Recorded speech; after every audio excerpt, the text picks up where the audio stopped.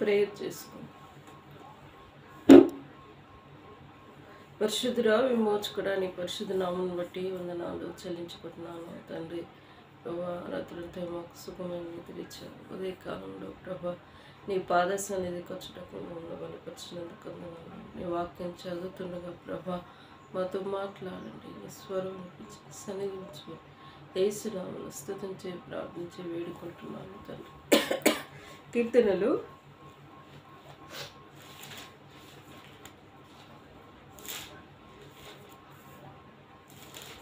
148వ అధ్యాయం.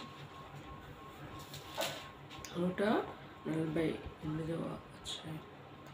యెహోవాను స్తుతించుడి, ఆకాశవాసులారా యెహోవాను స్తుతించుడి. ఉన్నత స్థలం నివాసులారా ఆయనను స్తుతించుడి. ఆయన దూతలారా మీరందరూ ఆయనను స్తుతించుడి. ఆయన సైన్యములారా మీరందరూ ఆయనను స్తుతించుడి. సూర్యచంద్రులారా ఆయనను స్తుతించుడి. కాంతిగల నక్షత్రములారా మీరందరూ ఆయనను స్తుతించుడి. పరమాకాశములారా ఆకాశం పైనున్న జలములారా ఆయనను స్తుతించుడి. యెహోవా ఆజ్ఞేయగా అని పుట్టెను, అవి యెహోవా నామమును స్తుతించునుగాక. ఆయన దాన్ని నిత్య స్థాయిలుగా నిర్మించి ఉన్నాడు. ఆయన వాటిని కట్టడాలు నిర్మించాడు. ఏదియు దాని నతిక్రమింపదు. భూమి మీదనున్న భూమి మీదనున్న మకరములారా అగాధ జలములారా యెహోవాను స్తుతించుడి. అగ్ని వడగండ్లారా హిమమ ఆవిరి ఆయన ఆజ్ఞలు నెరవేర్చు తుఫాను పర్వతములారా సమస్తమైన గుట్టలారా ఫలవృక్షములారా సమస్తమైన దేవదారు వృక్షములారా మృగములారా పశువులారా నేలను ప్రాకు జీవులారా రెక్కలతో ఎగురు పక్షులారా భూరాజులారా సమస్త జనులారా భూమి మీదనున్న అధిపతులారా సమస్త న్యాయాధిపతులారా యెహోవాను స్తుతించుడి. లాస్ట్ వరకు చదివేసి. యవ్వనులు, కన్యలు, వృద్ధులు, బాలురు అందరూ యెహోవాను నామమును బట్టి స్తుతించుదురుగాక. ఆయన నామము మహోన్నతమైన నామము. ఆయన ప్రభావము భూమి ఆకాశముల పైనగా ఉన్నది. ఆయన తన ప్రజలకు ఆయన శృంగారమును హెచ్చించి ఉన్నాడు. అది ఆయన భక్తులందరినీ ఆయన జత చేరిన జనులను ఇశ్రాయేలులను ప్రఖ్యాతికరంగా ఆయన యెహోవాను స్తుతించుడు. ఇందులో సమస్త భూచరులు ఆకాశ పక్షులను అన్నీ మరి ఏం చెప్పబడుతుంది? ఆయనను స్తుతించుడి, ఆయనను స్తుతించుడి. ఇంకా ఒక పాట కూడా ఉంది. సమస్త జనులారా మీరు యెహోవాకు స్తుతి గీతము పాడేడి అని ఒక చక్కటి పాట ఈ అధ్యాయం తీసుకొని అది రచించబడింది. చక్కగా ఉంటుంది. మొత్తం అంతా సృష్టి, మొత్తం ఇందులో సృష్టి గురించి రాయబడి ఆకాశ పక్షులారా భూమి మీద ప్రాకు జీవులారా అగ్ని వరగండులారా ఆయనను స్తుతించుడని పాట తెలియపరచబడింది. ఎప్పుడు మనం స్తుతిస్తాము? మనం ఉదయకాలంలో నెల కాడనే లేచి మనం ఆయన స్తుతించే బదులు ఉంటాం. అందుకే ఆకాశ పక్షులు 4 ఎక్కువజామున చికిచికిచిక అనే పక్షులు ఆయన స్తుతిస్తూ ఉంటాయట ఎక్కువజామున. మరి ఆయన సృష్టించిన ప్రతి జీవి ఆయన స్తుతిస్తాయట. మనకేమో ఏమనిపిస్తుంది? ఆ చప్పట్లకి లేస్తూ ఉంటాం. కానీ దేవుడు వాటికి పెట్టాడు. అవి దేవుడు వాటిని సృష్టించిన దేవుడు అవి తిరిగి ప్రతి ఉదయము యెహోవాను స్తుతిస్తూ ఉంటాయట. అగ్ని వడగండ్రులారా, ఇప్పుడు ఆకాశం ఎండ మబ్బు వడగండ్లు అన్నీ ఆయన్ని స్తుతించుడి, ఆయన స్తుతించుడి అని చెప్పబడుతూ ఉన్నది. దేవుడు తన స్వరూపమందు నరుని సృష్టించబడిన మనం కూడా ఆయనను స్తుతించబుద్ధులమై ఉన్నాము. మరి మనకు కావాల్సినది దేవుడు దయచేసినప్పుడు మనకు ఎంతో సంతోషం అనిపిస్తూ ఉంటుంది. మనం కొన్ని సందర్భాల్లో ప్రార్థన చేస్తూ ఉంటాం, మొరపెడుతూ ఉంటాం, అది పొందేదాకా ఆలకిస్తూ ఉంటాం. దేవుడు ప్రతిదానికి జవాబు ఇచ్చేవాడు ఉంటాం. ప్రార్థన పరులు ప్రార్థన చూసినప్పుడు మనం ప్రార్థన చేయాలని ఆలోచన వస్తాడు. కొందరు రాగానే ఏమనిపిస్తుంటుంది, ఉజ్జీవం అనేది కోల్పోతూ ఉంటాం. అందుకే మందిరాలలో ఉజ్జీవమైన పాటలు పాడుతూ ఉంటారు. ఆ పాట చేత వాళ్ళు పాడుతుంటే మన హృదయం కదిలింపబడుతూ ఉంటుంది. కొందరు వాక్యం చెప్తుంటే కదిలింపబడుతూ ఉంటుంది. దేవుడు ఒక్కొక్కరిని ఒక విధంగా వాడుకుంటాడు. దేవుడు రక్షింపబడిన ఒక వ్యక్తికి ఏదో ఒక తలంతు ఇస్తూ ఉంటాడట. ఆ తలంతు దేవుని కోసం వాడితే అది మహిమకరంగా ఉంటూ ఉంటుంది. కానీ ప్రయోజనాల కోసం, సొంత ప్రయోజనాల కోసం వాడుకుంటే అది బాగుంగా ఉండదు. మరి ఏం చేస్తూ ఉంటారు మన హెబ్రోన్ ఫెలోషిప్కి వెళ్తూ ఉంటాం. హెబ్రోన్ దానిలో భక్సింగ్ గారు నియమించిన నిబంధనలు కట్టడాలు ఈనాడు మరి అందరూ పాటిస్తున్నారో పాటించకపోతున్నారు, అది దేవునికి తెలుసు, మనకు తెలుసు. మనము మనుషుల నిమిత్తము దేవుని మందిరానికి వెళ్ళట్లేము. యథార్థంగా చెప్తున్నాం. మనం కొందరు మందలిస్తే భయంకరంగా మాట్లాడుతూ ఉంటారు. దేవుని చర్చికి వెళ్తారు, ఆరాధన చేస్తారు, బళ్ళలో పాల్గొతారు, వాళ్ళకి పేరు ప్రఖ్యాతులు సంఘంలో ఉంటాయి. కానీ వారి పులిపీట వెక్కగానే మైకి ఇవ్వడమే ఆలస్యం. ఇక వాళ్ళ డాంబికను చూపించుకుంటూ ఉంటారు. ఏమి మాట్లాడు, దేవుని సన్నిధానంలో ఉన్నాం, భయం భక్తి కలిగి జీవించడానికి ఇష్టపడాలి. వారిలాగానే వారి పిల్లలు కూడా తయారవుతుంటారు. ఈ చర్చి మేము మా తరం మేము కట్టించినాం, మేము ఈ సంఘ పెద్దల రూబాబు చూపించుకుంటాం. ఇది ఈ సంఘానికి మేము పెద్దలు, మేము చెప్పినట్టే వినాలి. ఎంత భయంకరంగా అదే ఉంది సంఘాల్లో, చర్చిలో. అది ఉన్న కాడ దేవుడు వారి విన్నపాలు ఎక్కువ ఆలకించాడు. నిజం. వారు మొరపెడుతూ ఉంటారు, ప్రభా ఇది కావాలి, ప్రభా.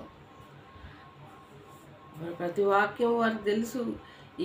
ఈ రెఫరెన్స్లో, ఈ గ్రంథంలో ఇది ఉంటుంది, ఇట్లా చేసే తప్పు అవుతుందని కూడా తెలుసు.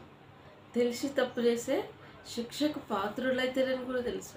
అది ఆ వాక్యం వారికి గుర్తురాదు. కానీ ఏముంది, ఈ తప్పు చేస్తే ప్రభా ఇది తెలిసి ఇది చేయాలని, క్షమించు. మన తప్పు తెలుసుకున్నట్ట క్షమించారు, తెలిసి కూడా క్షమించు ప్రభా. ఎంత భయంకరంగా బిహేవ్ చేస్తూ ఉంటారు. ఇక కొన్ని సంఘాలలో అయితే సేవకుడు పరిపాలన ఉంది. ఇక సంఘ పెద్దలు అట్లా చెప్తారు, ఆ సేవకుడు అడైనా, లేకపోతే ఆ పులిపీటు అది అవి ఇవ్వకుండా ఆ నెల వేసే ఆఫరింగ్ కట్ చేస్తారు. అట్లా భయపడి కూడా సేవకులు సంఘ పెద్దలతో మెప్పించుకుంటూ చేస్తుంటారు. అంత భయంకరంగా తయారై దేవునికి ఇస్తున్నాము అని ఇచ్చినప్పుడే అది వాళ్ళ ఇంట్లో ఆశీర్వాదం ఉంటుంది. మేమిస్తే మా ద్వారా వస్తుంది, అది ఎప్పటికీ జరగదు. అది ఆశీర్వాదమే ఉంటుంది. ఏదో ఒక వెలితి కుటుంబంలో పెడుతూనే ఉంటాడు. ఆ బలహీనత సరి చేసుకున్నంత వరకు ఆ ప్రశ్నకి జవాబు ఇవ్వడు దేవుడు. అది గ్రహించరు మానవుడు, అప్పటిదప్పుడే చూసుకుంటూ. అందుకోసమే మనం దేవుని మందిరానికి వెళ్ళినప్పుడు మన ప్రవర్తన జాగ్రత్తగా చూసుకుంటాం. మనం ఇతరులు తప్పు చూడరు. ఏం చేస్తుంటారు, వీళ్ళు కింద కూర్చుర్రా మీద కూర్చుర్రా అని చూస్తూ ఉంటారు. అందుకోసమే మనం దేవుని మందిరానికి వెళ్ళిన దేవుని బట్టి మనం కిందనే కూర్చుంటాం. కానీ కింద కూర్చుర్రా మీద కూర్చుర్రా ఇలాంటివి జరుగుతూ ఉంటాయి. ఇక ఆరాధన చేసేటప్పుడు మనం దేవుని బట్టి ఆరాధన చేస్తే మన ఆరాధన వినేట తప్పులంచేవారు కూడా ఉంటారు.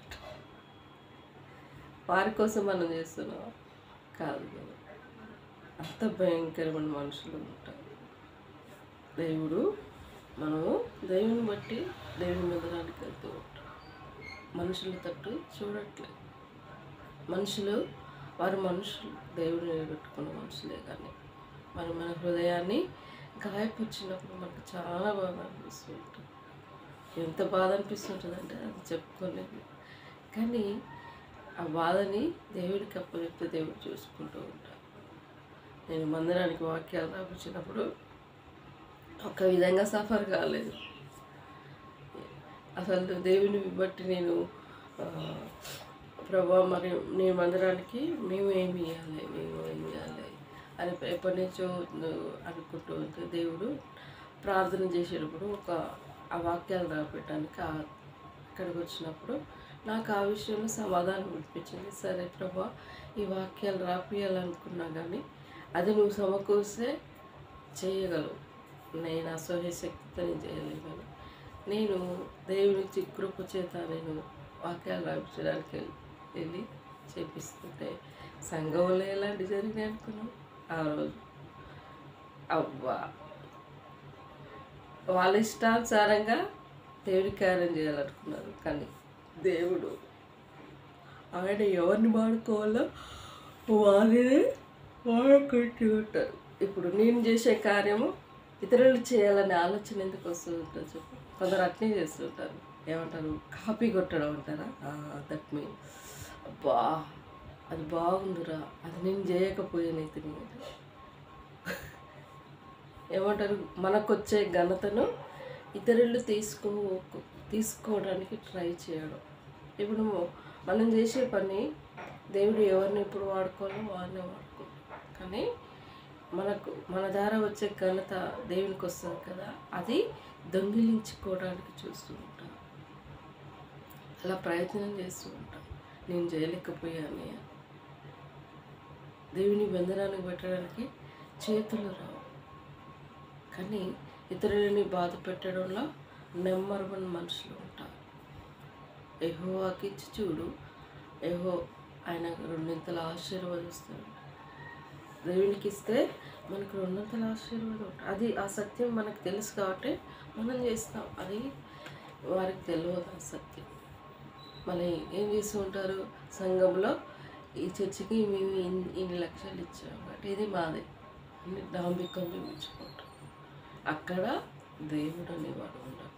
ఏ చర్చిలో అయినా దేవుని మందిరం అంటే అందరి చేత కట్టబడి ఉంటుంది, అందరికీ బాగుంటుంది. అది దేవుని మందిరం అని నువ్వు చేసినప్పుడే అది వదిలితూ ఉంటుంది. మేము మాది ఇష్టానుసారంగా చేస్తే అది ఎప్పటికీ ఉంటుంది. ఎప్పుడు ఫెలోషిప్లో అదే లొల్లి ఉంటుంది. ఎందుకంటే సంఘ పెద్దలని డాంబిక అక్కడ చూపించుకుంటూ ఉంటారు సంఘానికి పెద్దలు. కానీ వారి ఇంట్లో, వారి స్థితిలో, వారి కుటుంబంలో, వారి ఊరిలో వారి సాక్ష్యం ఎలా ఉన్నదో వారు గ్రహించి ఉంటారు. మన ద్వారా ఇతరుడు రక్షణలోనికి వస్తూ ఉన్నారా, మన సాక్ష్యం ఎలా ఉన్నది అని ఒక్కసారి పరీక్షించుకుంటే ఇతరుల గురించి ఆలోచించాలి. దేవుడు చేసే కార్యాలను ఇతరుల్ని తప్పుపట్టి చూడం. మనం ఏది చేసినా దేవుని కోసం చేస్తూ ఉంటాం. అమ్మాయి నాన్నైనా మన మందిరానికి దేవుని కోసం, దేవునికి ఇస్తున్నాం అనే ఆలోచనతో ఉంటాం కాబట్టి దేవుడు ఆశీర్వదిస్తూ ఉంటాం. మన ద్వారా వచ్చే మహిమను దుష్టుడు దొంగిలించకుండా ఆయన కాపుదల భద్రత అనేది ఉంటూ ఉంటుంది. ఇప్పుడు ఫస్ట్ ఇక్కడ ఈ ప్రాంతంలో అన్ని పెంకులు ఇళ్ళు ఉంటాయి. మనం కేసీఆర్ గారు ఉన్నప్పుడు ఇల్లుకు ఆశపడ్డాం కానీ రాలేదు. సో ఇట్నే ఉంటే బాగుండేదని మనం కట్టుకున్నాం. అప్పుడు ఈ ఇల్లు మనకి ఫేమస్ అయిపోయింది, మనమే మంచిగా కట్టుకున్నాం. ఇప్పుడు బిల్డింగ్లు అవుతున్నాయి. రేవంత్ రెడ్డి గారు ఆయనకు అండవర్లో ఇప్పుడు ఆ ఇల్లు అయినాయి, మనం రేకుల ఇల్లు అయింది. మనం బాధపడతావా? బాధపడలేదు. దేవుడు మనకు నేను ప్రార్థన చేస్తాను, 2028లో మాకు మంచి ఇల్లు కావాలి ప్రభు. దేవుని అడిగితే ఇయ్యలేడా? ఇస్తాడు. ఆయన ఇచ్చే నమ్మదగినది. ఒకవేళ ఈసారి 2వ రెస్ట్లో మనకు వస్తే కట్టుకుందాం, లేకపోయినా దేవుడు నేను ప్రార్థన చేస్తున్నాను కాబట్టి దేవుడు కట్టుకునే సామర్థ్యం ఇస్తాడు. నమ్మదగిన దేవుడు, మన హృదయ వాంఛలు తీర్చే దేవుడు. మనకి ఏది కావాలో అక్కర్లు గుర్తెరిగి మనం ప్రార్థిస్తున్నాం. అవసరం లేని పనులు మనం చేయాలి. కొందరు చేస్తారు, ఏం చేస్తూ ఉంటారు, అవసరం లేని పనులు చేసి వారి డబ్బు అట వృధాగా ఖర్చు పెడుతూ ఉంటారట. మన అక్కర లేదో గుర్తెరిగే మనం ప్రార్థిస్తున్నాం కాబట్టి దేవుడు తీర్చివాడుగా ఉంటాడు. దేవుడి మాటలు దీవించి ఆశ్రయించుగాక. ప్రార్థించుకున్నాం. ఈరోజు మండలానికి వెళ్ళి నీ క్యాస్ట్ సర్టిఫికేట్ చేయించడాలి. మరి 27 వరకు నీ ఆన్లైన్ అప్లికేషన్ ఫామ్ ఫిలప్ కావాలి. ఇంకా అంతేకాదు దేవుని చిత్తం అయితే ఇంకా ఇంటర్మీడియట్ బేసిక్తో ఉన్న జాబ్స్ గవర్నమెంట్ ఏమి ఉన్నాయో వాటికి నేను అప్లై చేయటకు, ఏదేమైనప్పటికీ నూతన సంవత్సరంలో నూతనమైన వాగ్దానంతో మనం ముందుకెళ్దాం. నీకు నాకు జాబ్ కావాలి. ఇంకా అంతేకాదు నిరంజన్కు కూడా గవర్నమెంట్ జాబ్ కావాలి. ప్రైవేట్గా ఎన్ని సంవత్సరాలు టెంపరీగా ఏదో ఒకటి చేసుకుంటూ ముందుకెళ్తుంది. కానీ ఆయనపై ఆధారపడినప్పుడు దేవుడు ఇచ్చేవాడుగా ఉంటాడు. ఆమె కూడా జాబ్ కావాలి. ఇంకా నీ భర్తకి ఆశించిన రీతిగా ఆయన నిలబెట్టాడు. ఏదో ఒక జాబ్లో దేవుడు అనుగ్రహించాడు. దేవునిపై మనం ఆధారపడితే దేవుడు ఇస్తాడు. నమ్మకం అనేది ఉండాలి. నమ్మకం లేకుండా విశ్వాసం లేకుండా బ్రతుకుట కష్టం. మన తల్లిదండ్రులు ఏదో ఒకటి చేసుకోమని చెప్తారు, కరెక్టే. మనకంటూ ఒక గోలు, మనకంటూ ఒకటి ఉంటుంది కదా, దానికి రీచ్ కావాలనుకుంటున్నాను ప్రభువా, నువ్వు సహాయం చేయి అంటే దేవుడు చేస్తాడు. ఫస్ట్ దేవునిపై ఆధారపడడం నేర్చుకున్నప్పుడే మనం ఏదడిగితే అది ఇవ్వగలం. మరి దేవుడు ఈ మాటలు దీవించి ఆశ్రయించుగాక. ప్రార్థించుకున్నాం. పరిశుద్ధుడా, విమోచకుడా, నీ పరిశుద్ధ నామం బట్టి వందనాలు. దయగలనైనా ఇదేని బట్టి స్తుతిస్తున్నాను. ఉదయకాల సమయంలో దేవా నీ పాద సన్నిధికి వస్తున్నాను. మమ్మల్ని ప్రేమించినందుకు మాకు దేవుడు వినందుకు వందనాలు ప్రభా. అయా మరి సమస్త భూజనులారా యెహోవాను స్తుతించుడి. ఆకాశ పక్షులారా, గోచరులారా, అగ్ని వరగండ్రులారా సమస్తమును దేవా స్తుతించుడి స్తుతించుడని చెప్పబడింది. దేవా నిజమే దేవా, ఈ సృష్టి అంతే నీ మాట చేనే సృష్టించబడింది. దేవా ఈ పరిశుద్ధ గ్రంథం మాకు ఇవ్వబడింది నాయన. అనుకుంటున్నాను నీ కృప అంతను బట్టి స్తుతిస్తున్నాను. మమ్మల్ని ప్రేమించినందుకు మాకు దేవుడు వినందుకు వందనాలు ప్రభా. జ్ఞాపకం చేసుకోండి. ఈ ఉదయకాల సమయంలో దేవాని పాద సన్నిధికి వస్తున్నాను. ఇది ఎరగని చీకట్లో బ్రతుకుతున్న వారు ఎంతోమంది ఉన్నారు ప్రభా. ప్రతి ఒక్కరిని నువ్వు రక్షించమని ప్రార్థిస్తున్నాను. చీకట్లో బ్రతుకుతున్నారు, అంధకారంలో బ్రతుకుతున్న వారందరినీ మనసు మార్చమని ప్రార్థిస్తున్నాను దేవా. అయా మరి లోకంలో ఎన్నో భయంకరమైన పరిస్థితులు ఏర్పడుతున్నాయి దేవా. జ్ఞాపకం చేసుకోండి దేవా. దేవా కామ్రేడు కమ్యూనిస్టు పార్టీ దేవా. అయా మరి అరకు ప్రాంతంలో ప్రభా, అడవి ప్రాంతంలో నివసిస్తున్న ప్రజలు, అమాయకమైన ప్రజలు ప్రభా, వారి వనరుల సంపదలు, భూములు దేవా, వారు వెళ్ళి వారి పోరాటం కోసం గత 3-4 దినాల నుంచి ఒక హెడ్మా అనే వ్యక్తి తన భార్యతో సహా చనిపోబడింది ప్రభా. అమాయకమైన ప్రజలు ప్రభా, నిజమే అడవుల్లో బ్రతికేవారు ప్రభా. మరి ఎవరు ఇచ్చారు అధికారం? ఎవరు చంపే అధికారం ఎవరు ఇచ్చారు ప్రభా? అమాయకమైన ప్రజలు లొంగిపోయిన దేవ చంపి అడపడేయడం ఎంత భయంకరంలో దేవా జ్ఞాపకం చేసుకోండి. మరి ఆ ప్రభుత్వం దేవా మరి ప్రజలకి తెలియబడుతుంది ఎవరి ద్వారా అన్యాయం జరుగుతుంది. ఆ ఓటు ద్వారా ప్రజలు బుద్ధి చెప్తారు ప్రభు.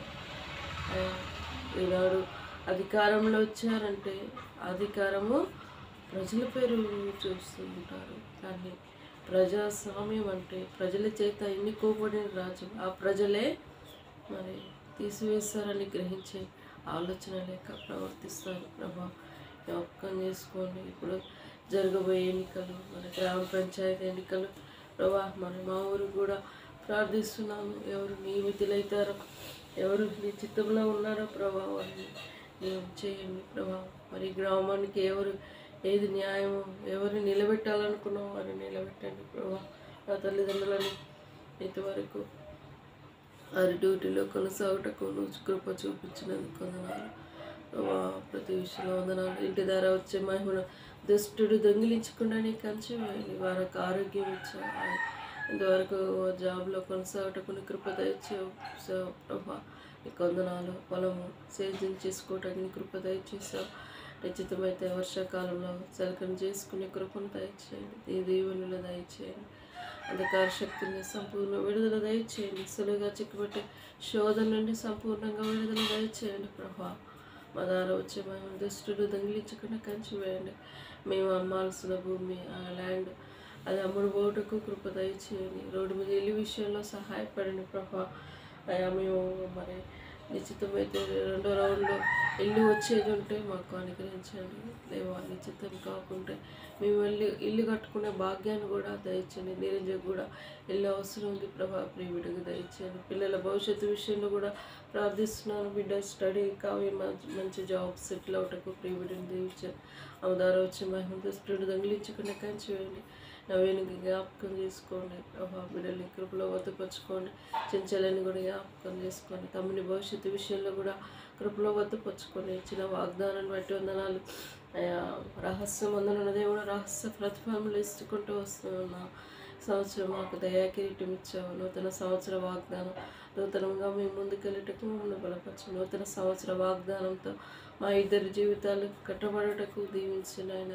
మా తల్లిదండ్రులు మాపై హోప్స్ పెట్టుకున్నారు, కానీ మా పరలోక తండ్రి మమ్మల్ని నిలబెట్టి దేవుడు ప్రభా, అది నిశ్చితమే దేవా.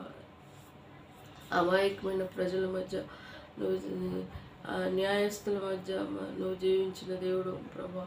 మేము కూడా మరి జీవించాల్సి వస్తుంది దేవా. జ్ఞాపకం చేసుకొని తమ్మునికి జాబ్, నాకు జాబ్ నిలబెట్టండి. మ్యారేజ్ విషయంలో నిశ్చితమే మా ఇళ్ళ జరిగించండి. ఎవరి ప్రకటనగా తమ్మునికి నియమించినావో యెహోవాను భయభక్తులు గలవారిని గృహంలోనే నడిపించు దేవా. వచ్చే సంవత్సరం నూతన సంవత్సరంలో మాకు సంతోషం నింపునైనా నీకు వందనాలు. దయగలైనా ఈ దయలు పాలించమని ప్రార్థిస్తున్నాను. ఆ విషయంలో కూడా మరి ప్రేమతో పంపించిన గిఫ్ట్స్ తీసుకునేటకు మనీ అరేంజ్ అవ్వటకు మార్గం సరళపచ్చు దేవా. సమకూర్చండి. నీకు సజ్జమైనది ఏది ఉంది దేవా. అది యెహోవా వలన జరిగిన కార్యమైన అనేకులు గ్రహించిన రీతిగా అద్భుతమైన కార్యం జరిగించమని ప్రార్థిస్తున్నాను. సమకూర్చండి. తను మరి మనీ సెండ్ చేయుటకు మంచి మనసును అనుగ్రహించండి. నేను అడిగిన వారిని దేవా సహాయపడండి ప్రార్థిస్తూ మిగతాయి మా అమ్మ చెట్టు ఎత్తుకుని ఎట్లా సహాయపడండి దేవా. ఈ ప్యాకేజ్ తీసుకుంటాయి దేవా. మిగతాయి మనీ ఎక్స్చేంజ్ చేసుకొని ప్రభా. నేను అందరానికి వాక్య రాపాలి మీ అక్కర్లు ఉన్నాయి తండ్రి. ఇది తీర్చుకున్నట్టుకు మాకు సహాయపడండి ప్రభా. ఇలా మా అక్కర్లు నీ వైమాశ్యంలో తీర్చమని నీ పాద సన్నిధిలో మొరపెట్టుకుంటూ అంధకార శక్తుల్ని సంపూర్ణ విడుదల దయచేయండి. ప్రార్థనకు జవాబిచ్చే తండ్రి వేణిందుకు స్తుతిస్తున్నాను. క్రిస్మస్ జనవరి 1 కోసం మమ్మల్ని సిద్ధపరుస్తున్నందుకు వందనాలు. ఇంటికి పెయింట్ వేయాలి ప్రభా. ఇల్లు పవిత్రపరచుకోవాలి. మా హృదయాలు కూడా పవిత్రపరచుకునే కృపను దయచేయండి దేవా. అయా మరి మందిరానికి వాక్యాలు రాపియాలి. ఆ విషయంలో కూడా నన్ను బలపరచండి. శత్రు కుతంత్రాలు లేకపోతే మందిరానికి ఎన్నో అక్కర్లు ఉన్నాయి ప్రభా. అయా మన పైన వ్యాధి కట్టియాలనుకుంటున్నారు. ఇంకా పార్కింగ్ ప్లేస్ కోసం ప్రార్థన చేయాలంటున్నారు ప్రభా. నీ చిత్తానుసారంగా సహాయపడండి. ఎవరి ప్రార్థన మందిర విషయంలో ఎవరి ద్వారా ఈ కార్యం జరగాలనే ఉద్దేశమైన ఉన్నత ఉద్దేశం నెరవేర్చుకోండి. మా ద్వారా వచ్చే మహిమ దృష్టిడు దొంగిలించకుండా కంచి వేయండి. సులువుగా చిక్కుపెట్టే శోధ నుండి సంపూర్ణంగా విడుదల దయచేయండి. ఈరోజంతే సమయం దీవించండి. అంధకార శక్తులు నజరేయుని యేసు నామములో బంధిస్తాం. నిన్నే కొనియాడితే పూజిస్తూ ఆరాధించుకుంటూ తగ్గించుకుంటూ నేను నామం రక్షించుకుంటూ యేసు దివ్యమైన నామంలో అతి వినయంగా స్తుతించి ప్రార్థించి వేడుకుంటున్నాను తండ్రి. యేసు రక్తమే జయం, సిల్వ రక్తమే జయం. యేసు నా సంపూర్ణ విజయం కలుగునుగాక. అపవాది క్రియలు అనంతం నాశనమగునుగాక.